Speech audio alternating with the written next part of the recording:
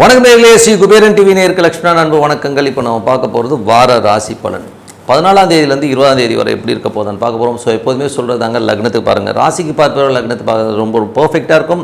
உதாரணமாக ஒரு மகர லக்னம் விருச்சிக ராசினா நீங்கள் விருச்சிக ராசிக்கான பலன்களை பார்க்குறத விட மகர ராசிக்கான பலன்களை பார்க்கும்போது ரொம்ப பர்ஃபெக்டாக இருக்கும். ஃபஸ்ட்டு வர வந்து பொது பலன்கள், அதுக்கப்புறம் பார்த்தீங்கன்னா தசாபுக்தி பலன்கள் இருக்கும். ஸோ உங்களுக்கு என்ன தசாபுக்தி அந்தரங்கள் வரும் அதை மிங்கிள் பண்ணி பாருங்கள், ரொம்ப பர்ஃபெக்டாக இருக்கும். வீடியோட எண்டில் டிப் ஆஃப் த வீக் இருக்குது, மறக்காமல் பாருங்கள். மிதுன ராசி. ஸோ மிதுன ராசிக்கு வந்து பார்த்தீங்கன்னா உங்களுக்கு ராசி அதிபதி புதன். ஸோ புதன் வந்து பார்த்தீங்கன்னா 2ல் இருக்கும்போது வீடு சொத்துக்கள் சம்பந்தமான விஷயங்கள் நல்ல லாபங்கள் வரதுக்கான வாய்ப்பு தான் ரொம்ப நல்லா இருக்குது. 2ஆம் அதிபதியான சந்திரன் 12ல் ஆரம்பிக்கிறார். ஸோ கொஞ்சம் வந்து செலவுகள் இருக்கும், குடும்பத்துக்காக கொஞ்சம் செலவு பண்ணுறமான விஷயங்கள் தான் அதற்கான வருமானங்கள் சூப்பராக வருங்க. 3ஆம் அதிபதியான சூரியன் அவர் வந்து இப்போ வந்து உங்களுக்கு 2ல் வரும்பொழுது சின்ன சின்ன கலகங்கள் ஏற்படுறதுக்கான வாய்ப்புலாம் இருக்கும். ரொம்ப கவனமாக இருக்கணும், குடும்பத்திலேயே இருக்கலாம் வெளியிலேயே இருக்கலாம், கொஞ்சம் கவனமாக இருந்துங்க. உங்களுக்கு தெரியாமல் கேமரா வைக்கிறது, கொஞ்சம் உங்களை வாட்ச் பண்ணுறமான விஷயங்கள்லாம் இருக்கும், கொஞ்சம் பார்த்துருந்துங்க. அது மட்டும் இல்லாமல் உங்களுக்கு வந்து 4ஆம் அதிபதி 2ல் இருக்கும்போது புதிய சொத்துக்கள் வாங்குறதுக்கான வாய்ப்புகள், வண்டி வாகனங்கள் வாங்குறதுக்கான வாய்ப்புலாம் ரொம்ப நல்லாயிருக்கு. 5ஆம் அதிபதியான சுக்கிரன் வந்து 12ல் இருக்கும்போது குழந்தைகளுக்காக கொஞ்சம் செலவு பண்ணுறது, கொஞ்சம் விரயங்கள் ஏற்படுறதுக்கான வாய்ப்புகள் இருக்கலாம். கலைஞர்களுக்கு வந்து நிறைய பிரயாணங்கள் மூலியமாக நல்ல லாபங்கள் கிடைக்கிறதுக்கான வாய்ப்புலாம் ரொம்ப நல்லாயிருக்கு. சில நேரங்கள் வந்து குழந்தைகள் வெளிநாடு போய் படிக்கிறமான யோகங்கள் கண்டிப்பாக இருக்குங்க. அதுக்கப்புறம் 6ஆம் அதிபதியான செவ்வாய் வந்து பார்த்திங்கன்னா உங்களுக்கு 3ல் இருக்கும்போது வேலையில் நிறைய மாற்றங்கள், கொஞ்சம் அலைச்சல்கள் எல்லாம் இருக்கும். சிறுதூர பிரயாணங்கள் நிறைய பண்ணுற மாதிரி விஷயங்கள்லாம் நிறைய இருக்குங்க. ஸோ அதெல்லாம் சிறப்பு தான். அதுக்கப்புறம் வந்து பார்த்திங்கன்னா உங்களுக்கு 7ஆம் அதிபதியான குரு. 7ஆம் அதிபதி குரு வந்து உங்களுக்கு ராசியிலே இருக்கும்பொழுது இப்போ வந்து திருமணம் ஆகாதவர்களுக்கு திருமணம் ஆவதற்கான வாய்ப்பு ரொம்ப நல்லாயிருக்கு. ஸோ அதுக்காக கொஞ்சம் வெளி மாநிலங்கள் வெளி வட்டாரத்தில் வந்து போய் பொண்ணு பார்க்குறதுக்கு வெளியூருக்கெலாம் போகிறதுக்கான வாய்ப்புலாம் ரொம்ப நல்லா இருக்குது. ஸோ அதெல்லாம் சூப்பராக இருக்குங்க.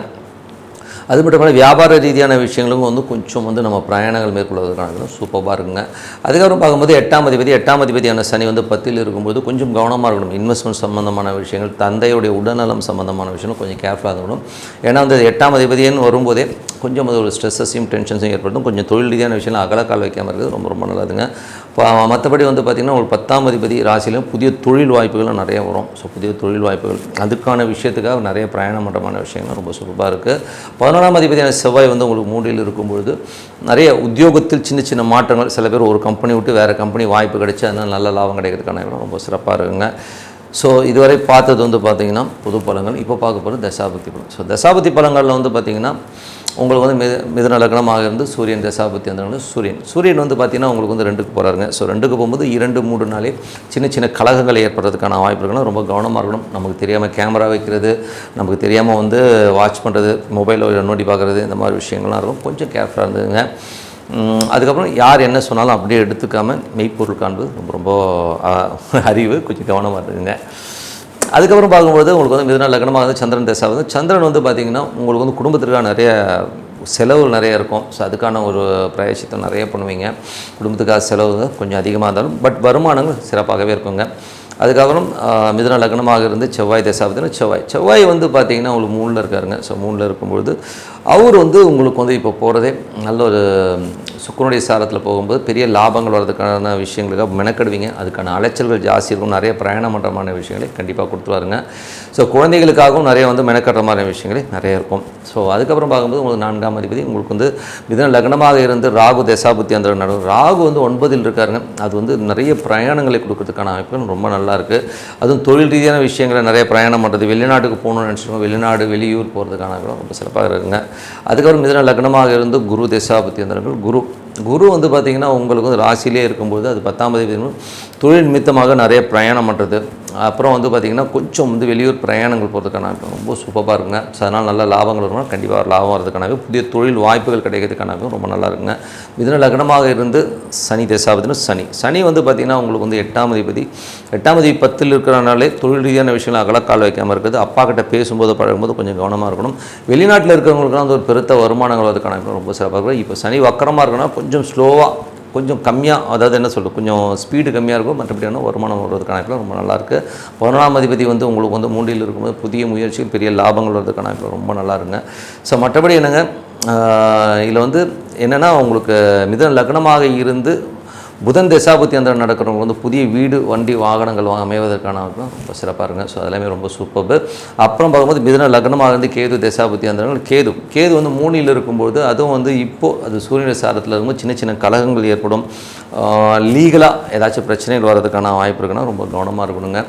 அப்புறம் மிதுன லக்னமாக இருந்து சுக்கிரன் தசாபுத்தி அந்தரங்கள் சுக்கிரன் வந்து பார்த்திங்கன்னா உங்களுக்கு வந்து என்ன மாதிரி விஷயங்களை கொடுப்பாருன்னு போது சுக்கிரன் வந்து இப்போ 12ல் இருக்காருங்க. ஸோ குழந்தைகள் வெளிநாடு போகிறது, குழந்தைகளுக்காக கொஞ்சம் ஸ்பெண்ட் பண்ணுற மாதிரியான விஷயங்கள்லாம் நிறையா இருக்குங்க. அப்புறம் மிதுன லக்னமாக இருந்து சனி தசாபுத்தி அந்த சனி வந்து பார்த்திங்கன்னா தொழிலில் வந்து கொஞ்சம் அகலக்கால் வைக்காமல் இருக்குது, ரொம்ப ரொம்ப நல்லதுங்க. ஏன்னா வந்து கொஞ்சம் எக்ஸ்பேண்ட் பண்ணுறதுக்காக நிறைய லோன்ஸ் வாங்குறது, நம்ம தகுதிக்கு மீறி வந்து பெரிய லோன் வாங்குறதுக்கான வாய்ப்பு கொஞ்சம் கவனமாக இருக்குது, ரொம்ப ரொம்ப நல்லதுங்க. ஸோ மற்றபடி என்னங்க, என்னை பொறுத்தவரை ஒரு நல்ல ஒரு பிரார்த்தனை. இப்போ பார்க்க போகிறது tip of the week. So tip of the வீக்கில் வந்து பார்த்திங்கன்னா இப்போ வந்து நிறைய பேர் வந்து நிலபுலன்கள் வச்சுருக்கோம், சமயத்துக்கு வந்து விற்க முடியாமல் போயிடுதுங்க. நான் எவ்வளோ ட்ரை பண்ணுறேங்க, விற்க முடிய மாட்டேங்குது. அதே மாதிரி வந்து ஒரு வீடு வச்சுருக்கேன், அந்த வீடை விற்றுட்டு ஒரு கடன் அடைக்கலாம், இல்லை ஒரு கல்யாணம் பண்ணலாம், ஏதோ சுவ நிகழ்ச்சி பண்ணலாம்னு நினைக்கிறேன், ஆனால் வீடு விற்க மாட்டேங்குதுங்களே அப்படிங்கிற ஒரு சூழ்நிலை இருக்குங்க. ஸோ அது வந்து எதனால் அந்த வீடு விற்க மாட்டேங்கும் போது நீங்கள் வந்து வீடை வந்து ரொம்ப சாதாரணமாக ஒரு வீடுன்னு நினச்சிடுறீங்க. அது வீடுனா வீடு மட்டும் இல்லைங்க, அது வந்து உங்களோட இருந்த ஒரு உயிரினமாக நீங்கள் பாவிக்கணும், அதுதான் உண்மை. ஏன்னா வந்து நீங்கள் ஒரு புது வீட்டுக்கு போகும்போது ஃபஸ்ட்டு நீங்கள் அந்த புது வீட்டுக்குள்ளே போகும்போது பார்த்தீங்கன்னா ஒரு அன்ஈஸினஸ் இருக்கும், சரியாக தூக்கம் வராது. ஃபஸ்ட்டு அந்த புது வீட்டில் இருக்கும்போது அது செட் ஆகிறதுக்கு வந்து ஒரு மாதம் ஆகும். ஸோ அவ்வளோ காலம் எடுத்துக்கும். அதுக்கப்புறம் அந்த வீடோட புழங்கும்போது நமக்கு வந்து நல்ல ஒரு வைப்ரேஷன்ஸ், நல்ல விஷயங்கள்லாம் வர ஆரம்பிக்கும். அது நம்மளோட லைஃப் ஸ்டைல் சம்மந்தமான விஷயங்கள். இதில் வந்து மெயினாக வந்து ஏன் அந்த வீட்டுக்கு வந்து ஈர்ப்பு கொஞ்சம் வந்து அதுக்குள்ள ஒரு நல்ல ஒரு வைப்ரேஷன் இருக்குன்னா, அது உங்களுடைய உழண்டு அது உங்களோட ஒன்றா பழகிற மாதிரி தான். இப்போ நம்ம வீட்டில் எப்படி ஒரு பெட் அனிமல் வளர்க்குறோமோ அந்த மாதிரி தான் வீடும் வந்து உங்களோட பழகி ஒன்றி இருக்குங்கிறத முதல்ல உணரணும். இது யாரும் வந்து தெரியாது, ஓகேங்களா? ஸோ அதனால் வந்து முதல்ல, ஏன்னா அந்த சில பேர் பாருங்கள், அந்த வீட்டை விட்டு வந்தோடனே இறந்து போனவர்கள்லாம் எத்தனை பேர் இருக்காங்க, நீங்கள் உங்களுக்கு தெரியுமான்னு தெரியல. நீங்கள் எடுத்து பாருங்கள், ஹிஸ்ட்ரியில் வந்து பார்த்திங்கன்னா எங்கள் அப்பா அவர் சொந்த வீட்டை விட்டு வந்தார், அப்படியே இறந்துட்டாருங்க அப்படிங்கிற மாதிரி விஷயங்கள். படையப்பாலே வந்து பார்த்திங்கன்னா சிவாஜி கணேசன் அப்படி தான் இறப்பார், அப்படியே அந்த தூணை கட்டி பிடிச்சிட்டு இருப்பார். ஸோ வீடுங்கிறது வந்து நமக்கு வந்து ஒரு பிணைப்பை ஏற்படுத்துகிற ஒரு பந்தம் தான். ஸோ அந்த மாதிரி வீட்டை விற்று நம்ம ஒரு பொருளாதார ரீதியில் வந்து போகணும், வேறு வழியில் விற்று தான் ஆகணும் அப்படிங்கிற ஒரு சூழ்நிலை வரும்போது நம்ம என்ன பண்ணணும், அதுக்கான பரிகாரம் தான் இப்போ சொல்ல போகிறது. அதுக்கான பரிகாரம்னும் போது பொரி, அவல், வெல்லம், ஓகேங்களா? ஸோ அந்த வெல்லத்தை நல்லா பொடியாக்கிட்டு அந்த அவலும் பொரி அரிசி மாவு போட்டு அந்த வெல்லத்தையும் எல்லாத்தையும் மிக்ஸ் பண்ணிவிட்டு அந்த ஒரு விளக்கேற்றி அந்த பொரியை வந்து அந்த விளக்குக்கு முன்னாடி வச்சு நீங்கள் வேண்டிக்கணும். என்ன வேண்டிக்கணும்னா, நீ வந்து என்னுடைய இருந்துட்ட, நான் உன்னை விற்கணுங்கிற ஒரு சூழ்நிலையில் இருக்கேன், என் பொருளாதார ரீதியாக இந்த மாதிரி ஒரு சூழ்நிலையில் இருக்கேன், அதனால தான் வந்து நான் இந்த வீட்டை விற்கிற மாதிரி ஆகிடுது, தயவுசெய்து என்னை மன்னிச்சுடு, நீ வந்து நல்லபடியாக விற்று அவங்களோட நீ ரொம்ப சந்தோஷமாக இருக்கணும், நல்லா விற்கிறதுக்கு நீ தான் அனுகிரகம் பண்ணணும்னு சொல்லிவிட்டு வேண்டிக்கிட்டு அந்த வீடையே நீங்கள் வந்து உள்ளுக்குள்ளே அதுக்கிட்ட பேசதான் நினச்சி நீங்கள் வேண்டிட்டு இந்த பொறி இருக்கு இல்லைங்களா, அந்த கலந்த கலவை இருக்கு இல்லையா, அதை வந்து வீட்டை சுற்றி போடுங்க. வீட்டை சுற்றி போட்டுட்டு வேண்டிக்குங்க, அந்த வீடு கண்டிப்பாக விற்றுரும். ஏன்னா வந்து இது வந்து கிட்டத்தட்ட வந்து நிறைய பேருக்கு வந்து இது வந்து சக்ஸஸ்ஃபுல்லாக படிச்சிருக்கு. நீங்கள் வந்து அதை வந்து ஏன்னா எல்லாத்துலேயுமே உணர்வு இருக்குங்க. தண்ணியில் வந்து நீங்கள் ஒரு மந்திரம் ஏன் சொல்லி தெளிக்கிறாங்க, அதில் அந்த வைப்ரேஷன் இறங்கும். அதனால் வீட்டுக்கிட்ட பேசுகிறதா நினச்சி நீங்கள் விலைக்கேற்றி வச்சு பேசிவிட்டு வீடு சுற்றி போடுங்க. அது எறும்புகள்லாம் சாப்பிட்டுட்டு போட்டோம், அதுக்கப்புறம் அந்த வீடு கண்டிப்பாக விற்றுருங்க. ஸோ கண்டிப்பாக வந்து இது பண்ணி பாருங்கள், சிறப்பான பலன்கள் கண்டிப்பாக இருக்கும். ஸோ உங்களோட விடைபெறுவது உங்கள் லட்சுமி. நன்றி, வணக்கம். ஸ்ரீ குபேரன் டிவியை பார்த்தமைக்கு நன்றிகள். மேலும் இது போன்ற தகவல்களை தெரிந்து கொள்ள ஸ்ரீ குபேரன் டிவியை சப்ஸ்கிரைப் செய்யுங்கள். மறக்காமல் பெல் ஐக்கானை கிளிக் செய்யுங்கள்.